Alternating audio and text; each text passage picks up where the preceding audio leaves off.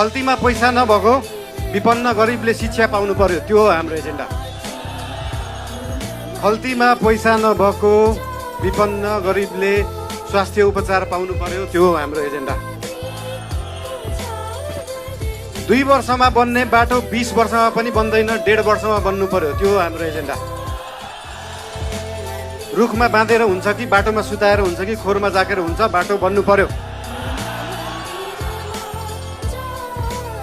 या त बाटो बनाउनलाई यो भेगमा मेरो भोट छैन, यहाँको बाटो किन बनाउने, यो भेगमा मेरो भोट छैन किन बाटो बनाउने। राष्ट्रिय स्वतन्त्र पार्टी सरकारमा गयो भने काङ्ग्रेस हिँड्ने बाटो पनि बनाउँछ, एमाले हिँड्ने बाटो पनि बनाउँछ, माओवादी हिँड्ने बाटो पनि बनाउँछ, सबै नेपाली जनता हिँड्ने बाटो बनाउँछ। मान्छेले देशलाई स्विजरल्यान्ड बनाउनु पर्छ भन्छन्, स्विजरल्यान्डको बाउ बढी मालिका यहीँ छ, किन बनाउनु पर्यो स्विजरल्यान्ड? स्विजरल्यान्डको पराकाष्ठ रामारोसन यहीँ छ, किन बनाउनु पर्यो स्विजरल्यान्ड? खप्तड नेसनल पार्क यहीँ छ, किन बनाउनु पर्यो स्विजरल्यान्ड? हामी नेपालीहरू माल भएको चाल नपाएको मान्छेहरू पर्यौँ।